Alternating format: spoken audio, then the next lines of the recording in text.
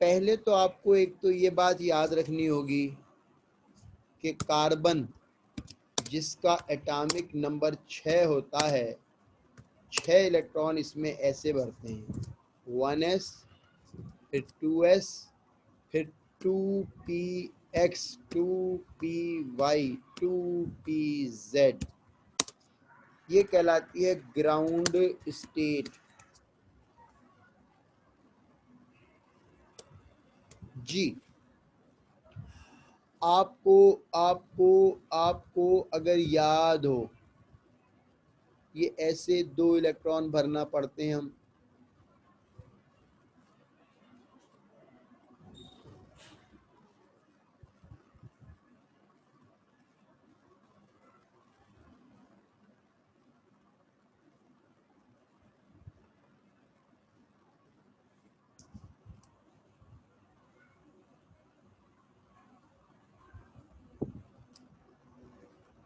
ये 1s में 2 electron होते हैं, उसके बाद 2s में 2 इलेक्ट्रॉन होते हैं, ठीक है। और इसमें आप जानते हैं इन तीनों की एनर्जी सेम होती है, इसलिए एक एक भरते हैं पहले, 5 और ये 6, एक एक पहले एक एक भरते हैं इलेक्ट्रॉन, ठीक है। और आपको याद होगा, ये बात पढ़ते हैं हम कि एनर्जी हासिल करने के बाद एक इलेक्ट्रॉन यहाँ से यहाँ जंप कर जाता है, ये वाला है ना। इस तरह इसकी कॉन्फ़िगरेशन, इस तरह इसकी कॉन्फ़िगरेशन यूँ बन जाती है, 2s में एक रह जाता है, 2s में एक रह जाता है क्योंकि उसका एक इलेक्ट्रॉन आगे चला जाता है, ठीक है। ये 2s में एक रह जाता है। अगर आपको याद हो हुंड्स रूल, है ना, उसके बाद अपना 2px, 2py, 2pz, इसे कहते हैं एक्साइटेड स्टेट।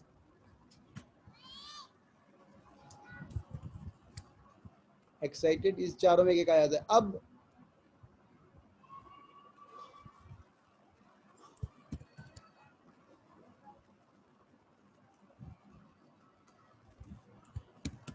अगर आपने लिनस पॉलिंग का नाम सुना हो और आपको पता हो कि लिनस पॉलिंग ने क्या कहा था। लिनस पॉलिंग ने ये कहा था कि एक ऑर्बिट के डिफरेंट एनर्जी और शेप के ये जो ऑर्बिटल होते हैं, ये अलग अलग बॉन्ड नहीं बनाते, ये बॉन्ड बनाने से पहले सब आपस में मिल जाते हैं। अगर आपको याद हो, इन्हें मिलने के बाद नए बनते हैं, हाइब्रिडाइज्ड ऑर्बिटल, हाइब्रिडाइज्ड ऑर्बिटल्स बनते हैं।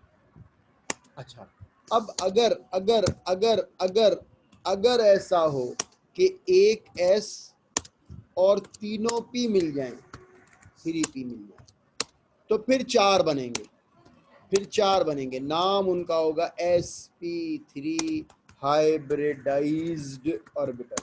याद आ रहा है आपको? इन चारों की एनर्जी सेम होगी, इन चारों की शेप भी सेम होगी, इन चारों के पास एक एक इलेक्ट्रॉन होगा, और इलेक्ट्रॉन क्या करता है, रिपेल करता है। तो चारों sp3 एक दूसरे को रिपेल करेंगे। कितना रिपेल करेंगे? जितना वो ज्यादा से ज्यादा रिपेल कर सके। इस तरह उनकी एक शेप बनती है जो कहलाती है टेट्राहेड्रल। और एंगल होता है 10109 डिग्री और 28 मिनट्स का एंगल होता है। आज सुनने आप क्या रही है, ये 109 डिग्री और 28 मिनट का एंगल होता है। ऐसा कब होता है? जब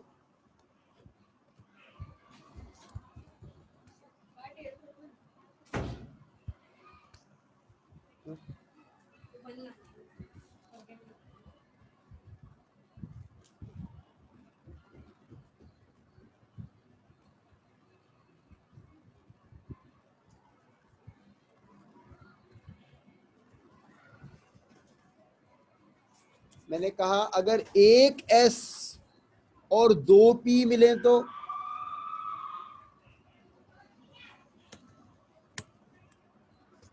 अगर एक S और 2 P मिले तो फिर 3 बनते हैं। नाम क्या होता है उनका? sp2। शेप कैसी होगी उनकी? याद है आपको ये हाइब्रिडाइजेशन का टॉपिक? शेप कैसी? ट्राइगोनल। ट्राइगोनल, बिल्कुल सही। और एंगल 120 डिग्री का होता है। 120। ठीक है, बिल्कुल सही, आपको याद है।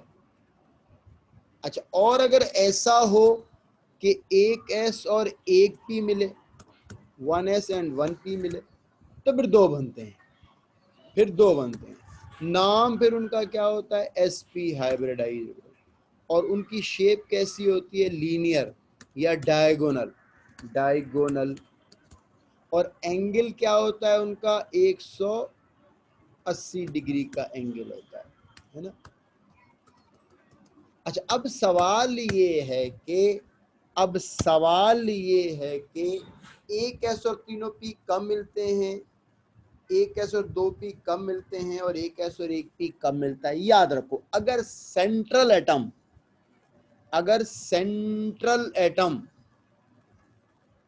एटम कई भी हो सकते हैं। अगर सेंट्रल एटम 4 से बॉन्ड बना रहा हो तो फिर एक S और तीनों P मिलेंगे, फिर 4 बनेंगे sp3। लेकिन अगर सेंट्रल एटम 3 एटमों से बॉन्ड बना रहा हो तो sp2 होगी। और अगर सेंट्रल एटम 2 एटमों से बॉन्ड बना रहा हो तो sp हाइब्रिडाइजेशन होगी। अगर आप बेंजीन में हर कार्बन को अलग अलग सोचें,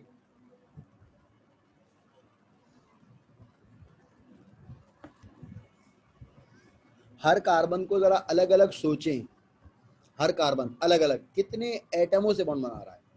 तो आपने कहा 3 एटमों से बॉन्ड बना रहा है। किस 3 एटम से बॉन्ड बना रहा है? एक हाइड्रोजन से बॉन्ड बना रहा है और 2 बराबर वाले कार्बन से। तो कितने एटमों से बॉन्ड बना रहा है? आपने कहा 3 से बना रहा है। अच्छा, अगर 3 से बॉन्ड बनाए तो फिर क्या होता है? ये फिर आपने बताया ये क्या? sp2। शानदार। तो एक S और 2 P मिलेंगे, 3 sp2 बनेंगे। और sp2 की शेप क्या होती है? Trigonal. In benzene each carbon atom is sp2 hybridized, in which, इसमें क्या होता है sp2 में? 1s, in which 1s and 2p orbitals takes part in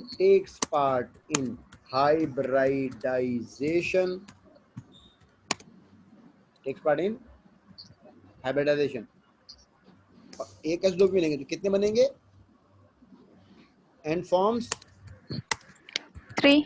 बिल्कुल सही 3 बनेंगे। sp2 hybridised orbital. those arrange trigonally and angle between orbitals कितना होगा? orbitals are 120 degree.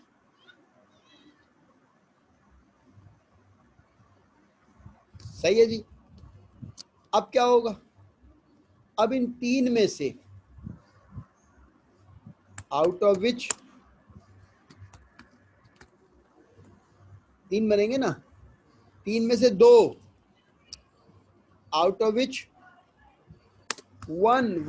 एक बनाएगा form sigma bond with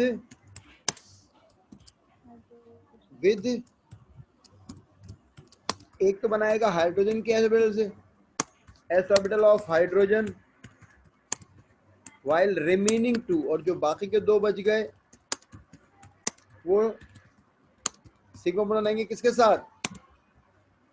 adjacent carbon. बिल्कुल सही सिग्मा बॉन्ड विद, अच्छा उसमें भी sp2 ही हो रही होगी।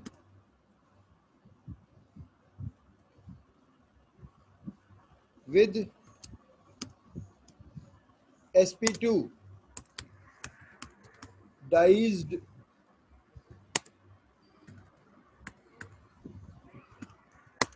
orbital of adjacent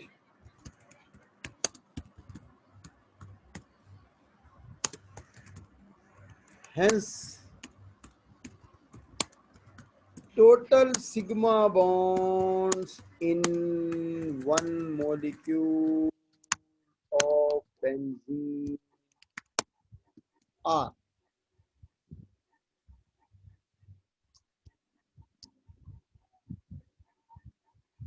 अच्छा जी, अब आप ये देखें, अब आप ये देखें,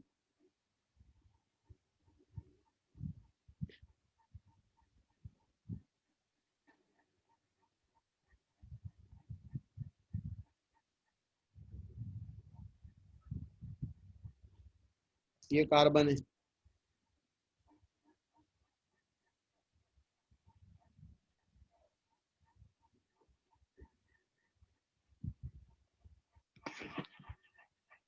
ये देख रहे हैं आप,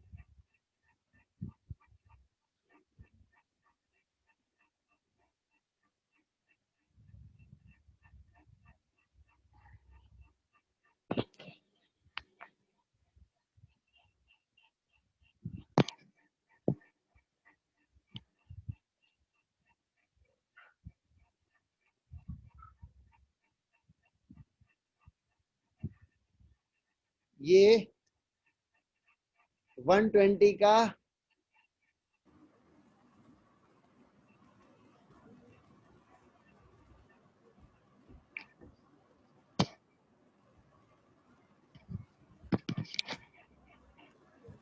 ठीक है जी, ये 120 का एंगल बना। बात समझ आ रही है आपके? अच्छा, ये जो 120 के एंगल बने इसमें से ये तो इसके साथ सिग्मा बना लेगा बराबर वाले, बराबर बराबर वाले कार्बन, इसमें भी sp2 ही हो रही है ना।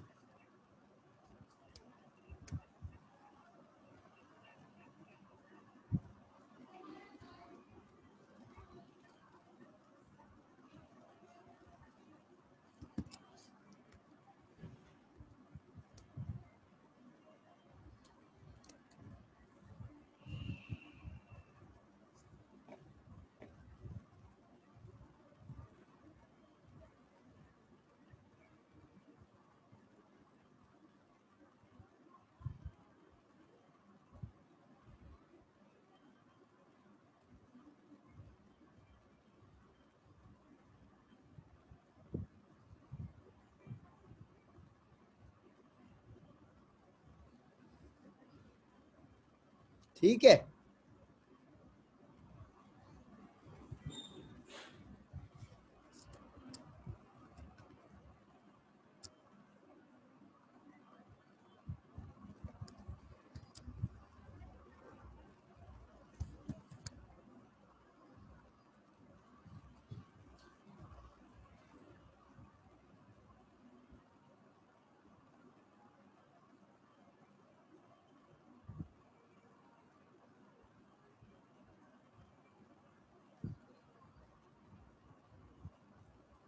चल। अच्छा, इसमें जो एक बच गया उसने उसने हाइड्रोजन के s ऑर्बिटल के साथ सिग्मा बना लिया। ये s की शेप स्फेरिकल होती है ना। अच्छा, बिल्कुल ऐसे ही इसके पास हुआ, ये 3 sp2 बने।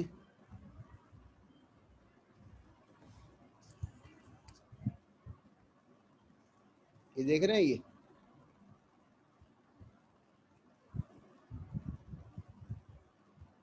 इसमें इसने तो बराबर वाले कार्बन ये सिग्मा बना लिया। अच्छा, और इसने जो है वो हाइड्रोजन के s ऑर्बिटल के साथ सिग्मा बना लिया। बात समझ आ रही होगी आपको?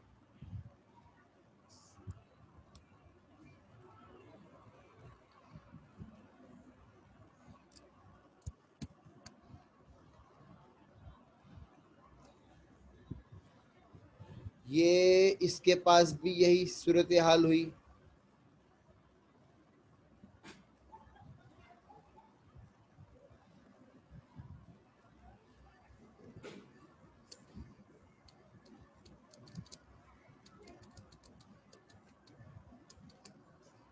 ये कार्बन हो गया। बिल्कुल समझ में आ रहा होगा आपके ये। तो अब सोच के आप ये जवाब दो, टोटल सिग्मा बॉन्ड कितने नजर आ रहे हैं आपको? Total sigma bond, total benzene के मॉलिक्यूल में टोटल।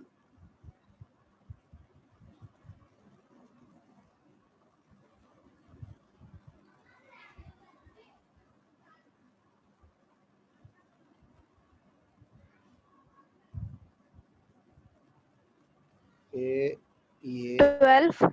बिल्कुल सही, बिल्कुल सही, बिल्कुल सही है ना। टोटल जो सिग्मा बॉन्ड नजर आ रहे हैं आपको वो 12 नजर आ रहे हैं।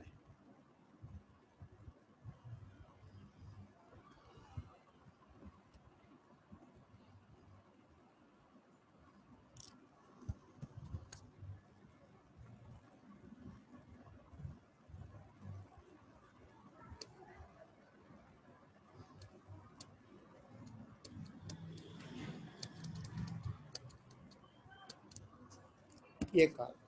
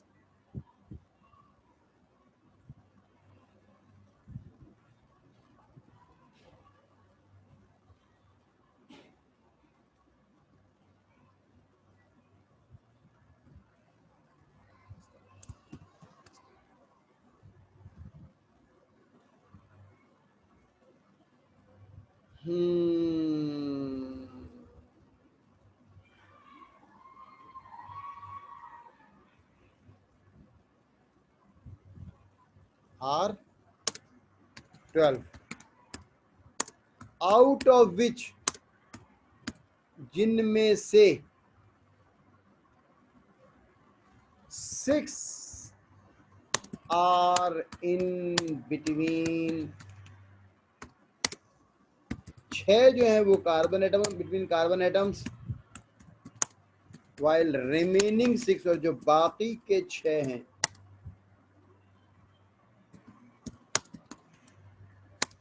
इन बिटवीन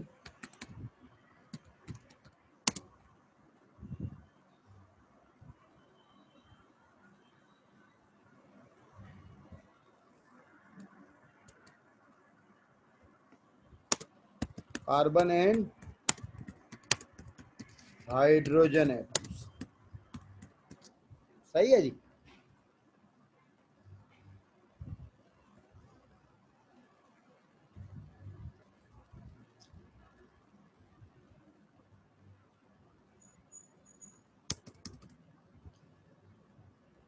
अच्छा, अब क्या हुआ? अब एक एस और 2 पी ने तो हाइब्रिडाइजेशन में हिस्से लिए, एक पी बच गया था, ये वाला, ये जिसने हाइब्रिडाइजेशन में हिस्सा नहीं लिया। In benzene each carbon atom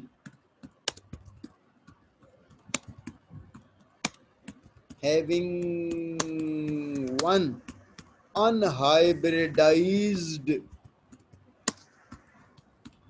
orbital, those are perpendicular on its plane, जो कि उसके प्लेन के परपेंडिकुलर है ना। प्लेन के परपेंडिकुलर समझते हैं?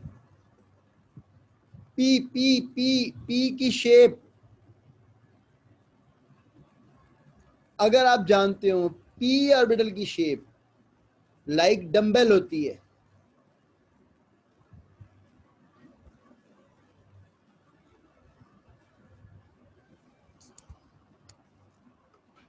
ये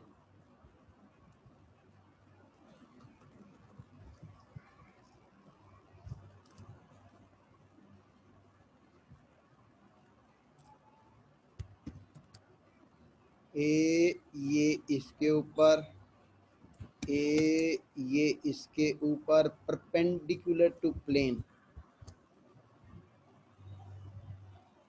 है ना। हर कार्बन के पास एक पी ऑर्बिटल होता है, ये देखें जी, जो उसके प्लेन के परपेंडिकुलर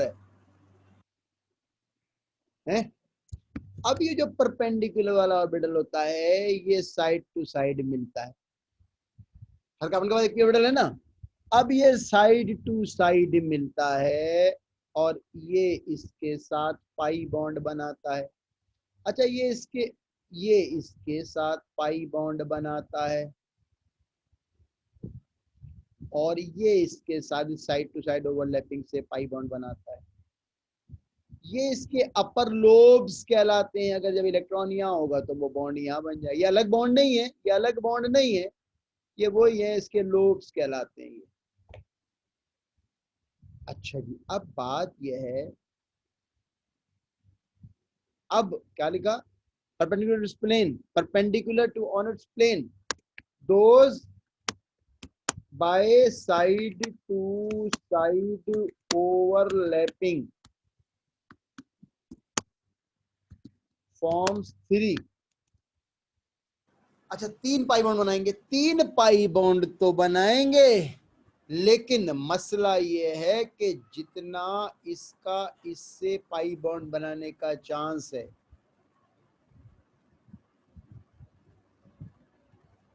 उतना इसका इससे पाई बनाने का चांस भी है ना। जितना इसका इससे पाई बॉन्ड बनाने का चांस है, उतना इसका इससे पाई बॉन्ड बनाने का चांस भी है। ये यानी 50% चांस अगर इसका इसके साथ है, 50% चांस इसका भी इसके साथ भी है। यानी ये जो, इसीलिए तो ये पाई इलेक्ट्रॉन क्लाउड है, पूरे रिंग पर फैला हुआ होता है। ऐसे पाई बॉन्ड को कहते हैं delocalised pi bond. Delocalised, delocalised का मतलब जो किसी दो कार्बन एटम के मान फिक्स नहीं होते, डीलोकलाइज्ड पाई बॉन्ड। इसीलिए तो डीलोकलाइज का मतलब एक जगह फिक्स नहीं होते, इसीलिए तो 3-3 पाई बॉन्ड होने के बावजूद, इसीलिए तो 3-3 पाई बॉन्ड होने के बावजूद, इसीलिए तो 3-3 पाई बॉन्ड होने के बावजूद बेंजीन जो है वो KMnO4 से ऑक्सीडाइज नहीं हो रहा था। 3-3 पाई बॉन्ड होने के बावजूद बेंजीन KMnO4 से ऑक्सीडाइज नहीं हो रहा था, क्योंकि इसके पाई बॉन्ड होते हैं डीलोकलाइज्ड। उम्मीद है ये पूरी बात आपकी समझ में आ गई होगी। ठीक है जी, इंपॉर्टेंट टॉपिक है, एग्जाम के लिहाज से इंपॉर्टेंट टॉपिक है, एग्जाम के लिहाज से इंपॉर्टेंट टॉपिक है, काफी मर्तबा आया है।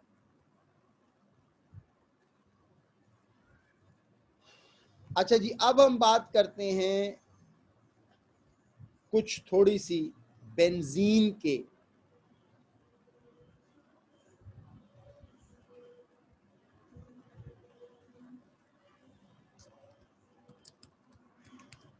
नोमेनक्लेचर ऑफ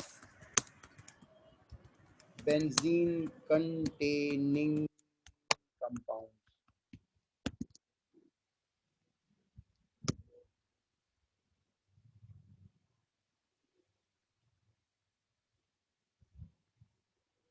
अगर आपसे कोई पूछे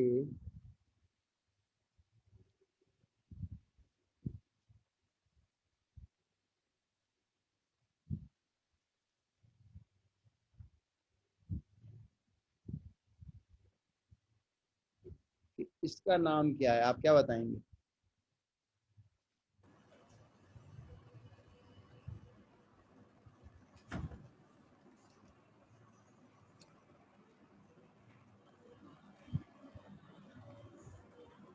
इसका नाम क्या बताएंगे?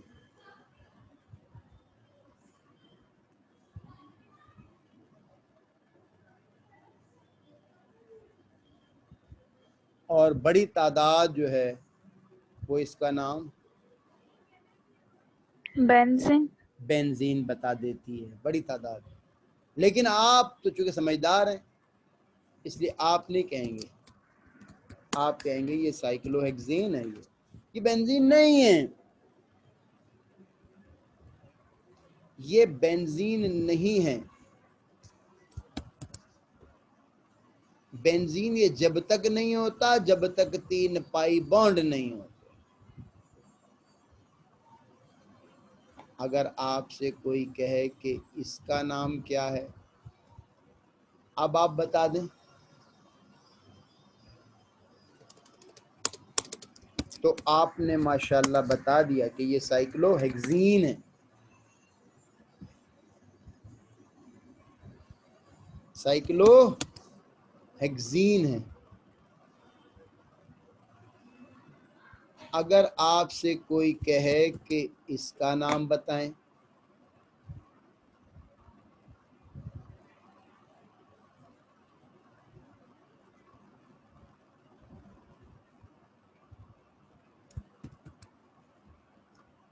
तो आप इसका ही बता देंगे।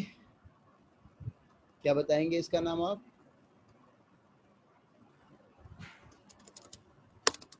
आपने बता दिया कि ये साइक्लोहेक्साडाइन है, साइक्लोहेक्साडाइन, साइक्लोहेक्साडाइन।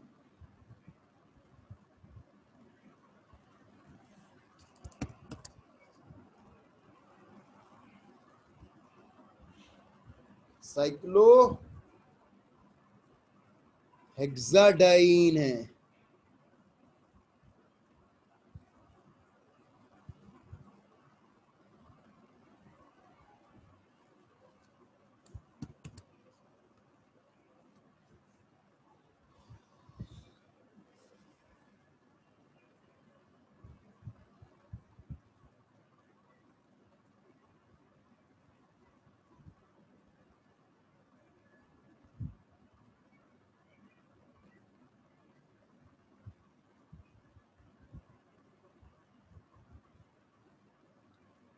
तो फिर आपने इसका नाम भी बता दिया और आपने क्या कहा? आपने कहा ये साइक्लोहेक्साट्राइन है। लेकिन ये एक खास साइक्लोहेक्साट्राइन है और नाम इसका बेंजीन है। खास बात क्या है इसमें? क्योंकि इसमें अल्टरनेट पाई बॉन्ड है।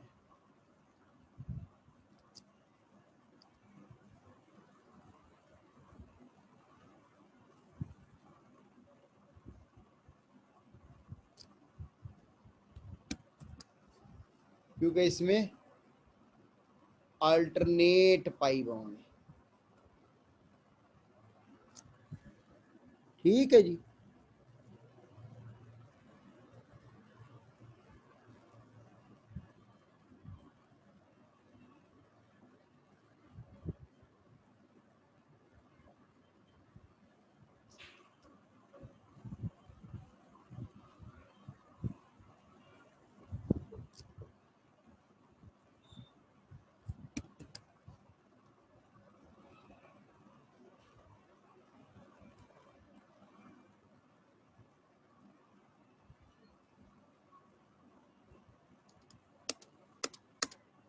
तो फिर आपने इसका नाम भी बता दिया।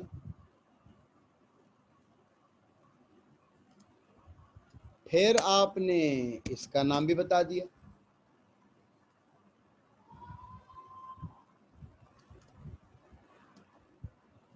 फिर आपने इसका नाम भी बता दिया।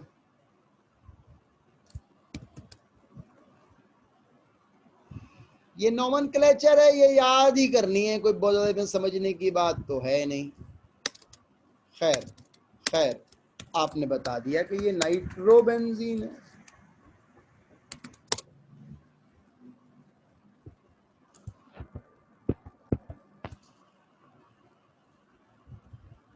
नाइट्रोबेंजीन है। इसका नाम आपने बता दिया कि ये क्लोरोबेंजीन है। इसका नाम आपने बता दिया कि ये बेंजोइक एसिड है, बेंजोइक एसिड है।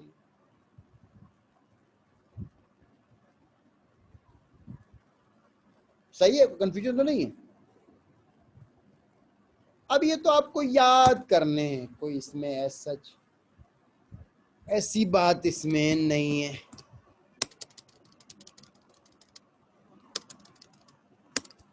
COCH3SO3H शायद आपको आते भी हो, ये ऐसी बात नहीं है, है ना। तो आप जो हैं वो इनके नाम भी बता दें, जल्दी जल्दी बता दें।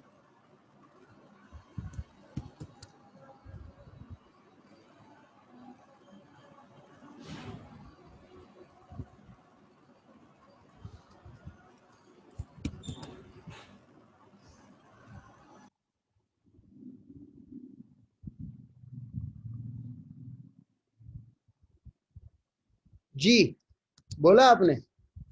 इसका नाम है बेंजल्डिहाइड।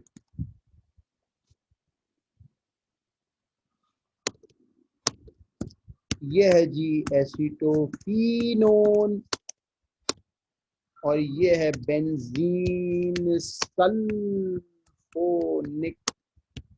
एसिड।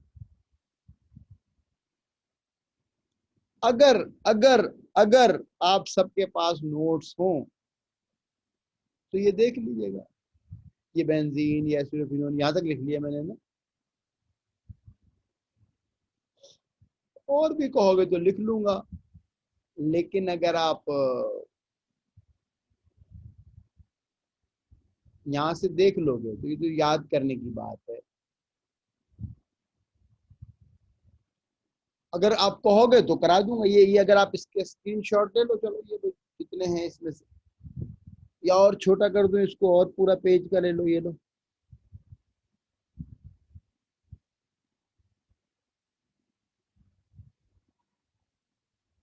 है ना, ये इतने तो ले लो, ये इसकी स्क्रीनशॉट ले लो, ये देख लो, ये देख लो। अगर आप ये कर लोगे तो मुझे बता देना, तो फिर ये कि मैं आपको जो है वो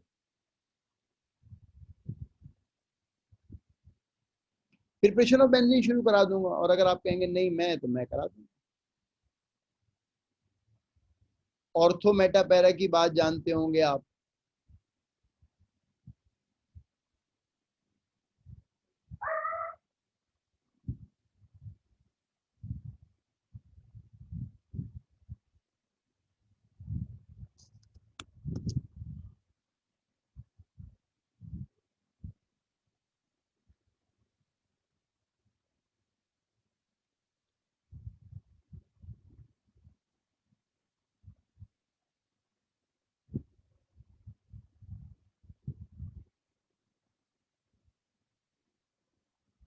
ये बता सकता है कोई?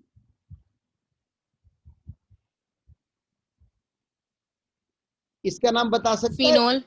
हाँ, इसीलिए बनाया था मैंने, क्योंकि बड़ी तादाद में ये पेपर में आया था, बड़ी तादाद में इसको फिनोल कह दिया था। तो याद रखिए कि ये फिनोल नहीं, ये साइक्लोहेक्सेनोल है। ये साइक्लोहेक्सेनोल है, साइक्लोहेक्सेनोल है। अच्छा जी, ऑर्थो मेटापेरा की बात भी आप जानते होंगे। नहीं जानते तो मुझे बताना, मैं बता दूंगा, और प्रैक्टिस कर लेंगे इसकी।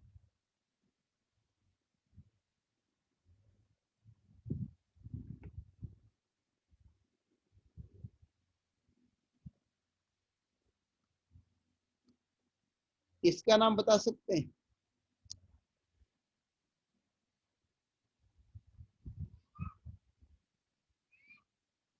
इसका नाम बता सकते हैं?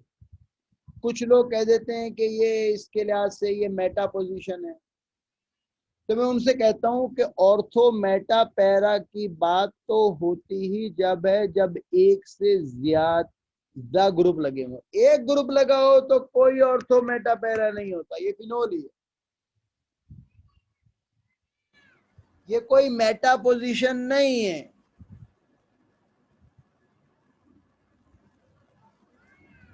ऑर्थो मेटा पैरा की बात जब होती है जब एक से ज्यादा ग्रुप हो। अच्छा, अब आप एक काम कीजिएगा, इस पूरे हफ्ते में पास्ट पेपर्स के बेंजीन से रिलेटेड सारे सवाल, पहले तो आप वो पेज देखना ये वाला, और फिर पास्ट पेपर के सारे कर लेना। फिर भी कोई प्रॉब्लम हो तो आप मुझे बताना। टाइम आपके पास खत्म हो गया, 1 मिनट से कम वक्त रह गया है। पहले ये पेपर के देखना, फिर पास्ट पेपर्स के देखना, पहले इस पेज के देखना।